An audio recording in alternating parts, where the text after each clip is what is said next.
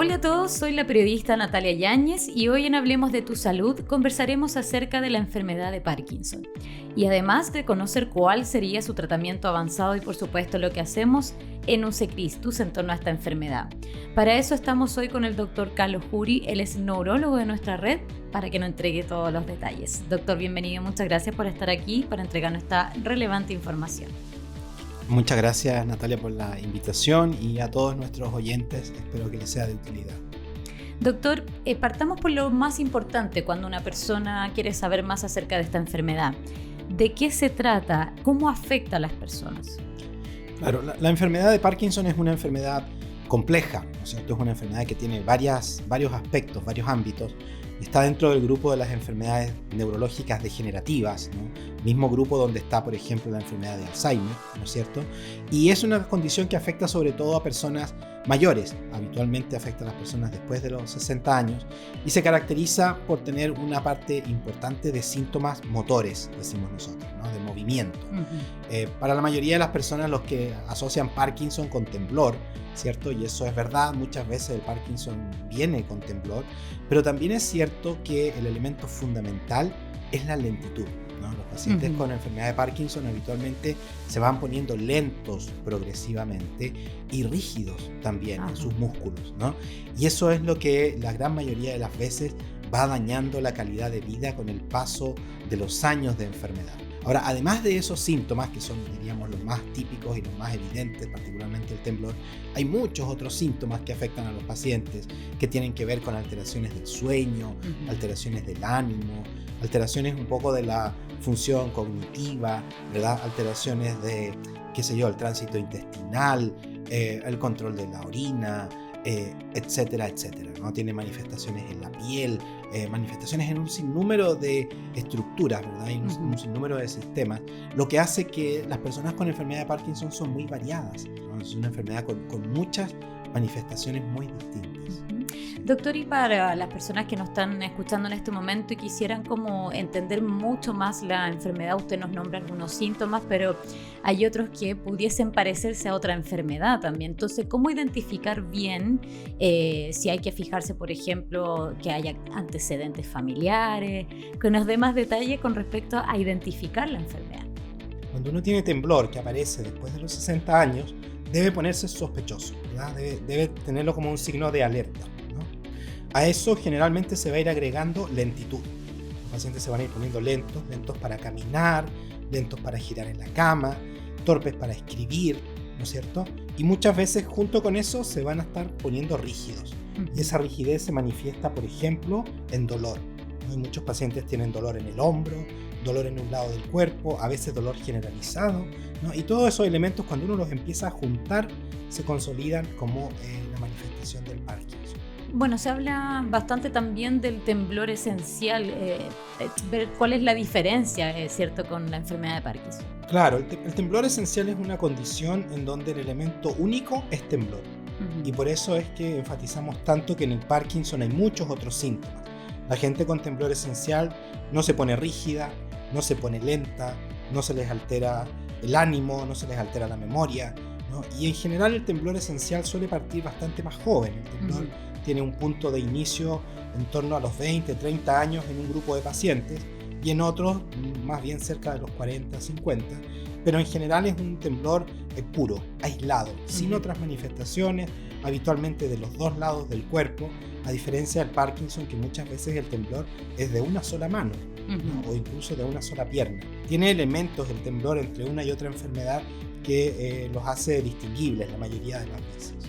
Doctor, y siguiendo con lo que significa la enfermedad de Parkinson, puede ser que muchos en este momento se estén haciendo la pregunta del millón con respecto a esto. ¿Existe cura? Cura como tal no existe, ¿verdad? Todo este grupo de enfermedades que llamamos neurodegenerativas no tienen una cura que se haya podido demostrar que permita detener el avance de la enfermedad o mucho menos regresar hacia atrás, ¿verdad? Por lo tanto, eso no está disponible hoy día en ninguna parte del mundo. Lo que sí existe son muchos tratamientos que mejoran la calidad de vida y la sobrevida de los pacientes. Y es ahí donde ponemos el énfasis, ¿no? Y en eso, bueno, hay que ser humildes como medicina, ¿verdad? Y hay que ser claro con los pacientes de que nuestras posibilidades van a mejorarle la calidad de vida, a disminuir sus síntomas, pero no tenemos hoy día opciones para eliminar la enfermedad o para detenerla para siempre. Pero sí hay tratamientos, ¿cierto? Y eso queríamos abordar en este podcast con respecto a lo que nosotros hacemos en UC Christus. Cuéntenme las opciones que hay para tratar la enfermedad de Parkinson. Hay tratamientos y muchos, la verdad, y uno ve que los pacientes mejoran mucho la calidad de vida y por eso, sin duda que hoy día a todos los pacientes con enfermedad de Parkinson les ofrecemos tratamiento. Los tratamientos comienzan por una buena educación, ¿verdad? El paciente debe entender de qué se trata la enfermedad de Parkinson, cuáles son los síntomas esperables, cuál es la evolución que uno estima que va a ocurrir. Y eso es muy importante para que el paciente y la familia y los cuidadores, digamos, los acompañantes, se involucren en el tratamiento de esta condición. Cuando los pacientes no entienden la enfermedad, cuando no saben los síntomas, la verdad es que todo se hace mucho más difícil para ellos y también para nosotros para poder corregir bien las manifestaciones. Luego, un segundo pilar del tratamiento es la actividad física. Hoy día no podemos entender el tratamiento de la enfermedad de Parkinson sin hacer actividad física. Y eso es básicamente realizar una media hora diaria de alguna actividad física dedicada.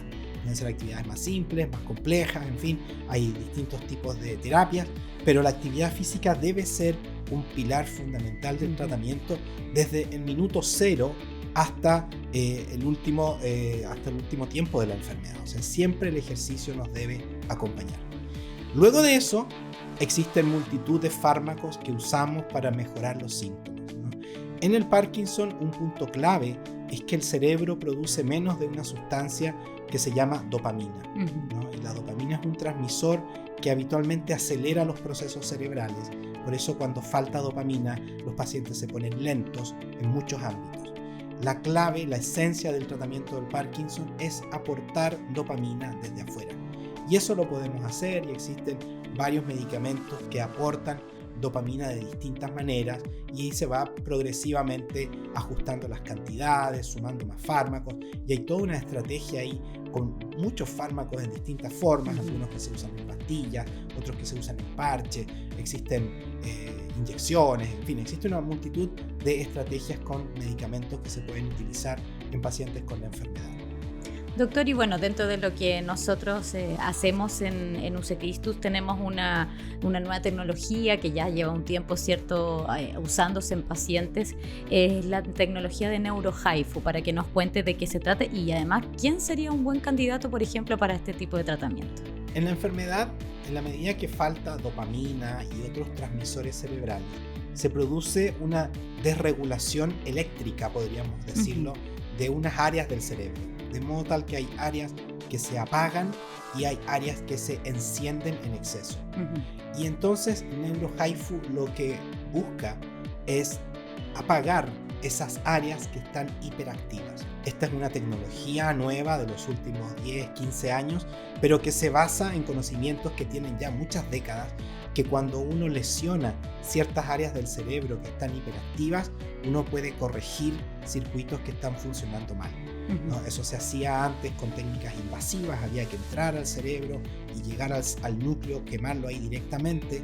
Hoy día, y esa es la gran ventaja de NeuroHIFU, se puede hacer lo mismo, pero desde afuera. ¿No es cierto? Entonces el paciente, desde el punto de vista técnico, lo que se le hace es que se le corta el pelo, ¿verdad? Se le rapa, ¿no es cierto?, la cabeza, se le coloca una membrana de silicona y se conecta a un casco, ¿no? Y ese casco tiene emisores de ultrasonido, tiene más de 1000 emisores de ultrasonido, que cada uno emite haces de ultrasonido que se concentran en un punto del cerebro, todo esto guiado por resonancia magnética, y en ese punto del cerebro aumenta la temperatura y se produce entonces una lesión térmica, se produce una quemadura, ¿no? Al ser guiado por resonancia magnética, nosotros tenemos muy buen control del sitio de la lesión, el tamaño de la lesión, y además esto se hace con el paciente despierto, por lo tanto durante el tratamiento lo vamos examinando para ir corrigiendo, ¿verdad?, de modo tal de tener una lesión que sea lo más efectiva en términos de controlar las molestias, los síntomas, pero también lo más segura en términos de no producir efectos adversos. ¿Quiénes son los buenos pacientes? Los pacientes candidatos a esta técnica son aquellos que, como ya decíamos, con los tratamientos habituales no logran buen control de sus síntomas. Un paciente que tomando sus medicamentos le va bien, pues lo primero que uno le dice, ¿y para qué se va a hacer esta otra técnica? Usted siga con sus medicamentos, ¿verdad? Por lo tanto, ese es el primer punto. El segundo punto es que esta técnica se aplica en un lado del cerebro, por lo tanto, los mejores candidatos son los que tienen muchos síntomas a un lado del cuerpo, ¿no? Y eso es una característica que se da en muchos pacientes con la enfermedad de Parkinson. Y luego hay algunos requisitos que son bien técnicos, que tienen que ver con que el paciente no puede tener ciertos dispositivos como marcapasos que sean incompatibles con la resonancia magnética, un paciente no puede tener claustrofobia, en fin, ese tipo de cosas, ¿verdad? Que le impidan entrar al aparato de resonancia magnética. Y también hay que fijarse en que el hueso del cráneo tenga condiciones que permiten el paso del ultrasonido. Eso lo chequeamos haciendo un escáner en condiciones especiales y la mayoría de los pacientes son compatibles, pero hay un pequeño grupo que no puede realizarse la técnica por un tema de las características del hueso. Esta es una técnica que, a diferencia de las estrategias que son más invasivas, al no haber penetración del cráneo, no haber perforación del cerebro ni nada de eso, no usamos anestesia habitualmente más que sedación superficial. Es una técnica que no tiene grandes límites en términos de la edad del paciente, por ejemplo. Nosotros hemos tratado pacientes hasta los 85 años y hay grupos en el mundo que han tratado pacientes sobre 90 años, ni tampoco tiene gran contraindicación con las comorbilidades médicas. Se puede tratar a un paciente que tiene diabetes, que tiene hipertensión, que tiene otras patologías, siempre y cuando estén bien controladas y estén tomando adecuadamente sus medicamentos. Doctor, bueno, otra de las características también, ¿cierto?, de NeuroHIFU, que se habla que los pacientes experimentan de forma inmediata y no invasiva un cambio radical en la calidad de vida, ¿cierto? Entonces, para que nos cuente algunos de los beneficios y también cuánto dura el efecto del tratamiento, si es que hay algún límite, digamos. Claro, NeuroHIFU tiene, al interrumpir un circuito o al disminuir violentamente la actividad de un circuito que está hiperactivo, se producen efectos que son muy inmediatos y a veces bien espectaculares, ¿verdad? Por ejemplo, el temblor muchas veces se controla de manera casi inmediata en un paciente que puede llevar varios años temblando, ¿no? Lo que genera en algunas personas y en todo el equipo en realidad un grado de emoción bien llamativo, ¿no? Porque hay pacientes que no han podido controlar su temblor con nada, hacen esto y en un rato desaparece. Pero hay otros síntomas que son de efecto un poco más lento, ¿verdad? A veces la rigidez o la misma lentitud se controlan, pero el efecto va consolidándose con el paso de semanas, incluso meses. O sea, hay parte de los efectos que son muy inmediatos y otros efectos que toman un tiempo, ¿no? Ahora, ¿cuánto dura el beneficio? Claro, al ser una técnica relativamente joven, no hay estudios de tan largo tiempo, pero la mayoría de los datos que hoy existen muestran que a 5 años de seguimiento después del HIFU, el 80% de los pacientes mantiene una buena respuesta, ¿no? Lo que sugiere que el efecto puede durar por periodos muy prolongados, ¿no?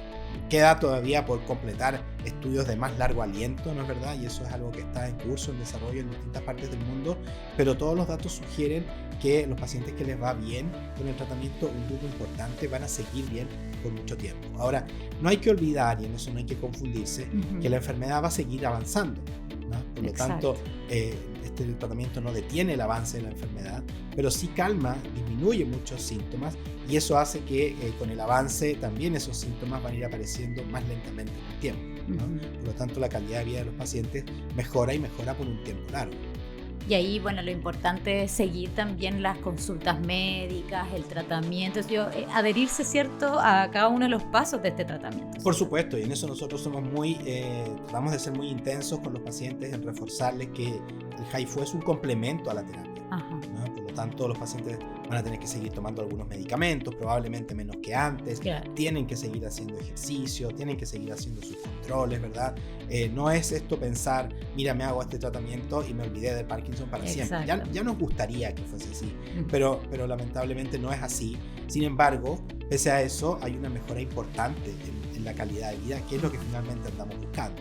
Doctor, y bueno, para ir cerrando nuestra conversación del día de hoy, me gustaría si nos pudiese entregar un mensaje o justamente a las personas que están escuchando y de alguna manera estos síntomas que hablamos al principio a lo mejor lo están viendo. ¿Qué le diríamos a ellos? ¿Cuáles serían los pasos a seguir con respecto al tratarse esta enfermedad? Yo creo que es bien importante de alguna manera desmitificar, ¿cierto? Uh-huh. Esto de que el Parkinson es solo un temblor. Eso está lejos de ser la verdad. Yo diría que en un porcentaje muy importante de los pacientes lo que en realidad les molesta y les complica la vida no es el temblor, sino que son la multitud de otros síntomas que comentamos antes.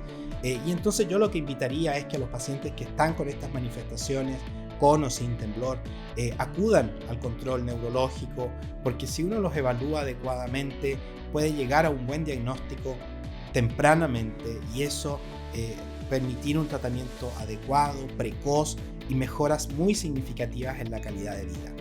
Así es. Bueno, doctor, muchas gracias por su tiempo, por entregarnos todos los detalles acerca del tratamiento avanzado para Parkinson.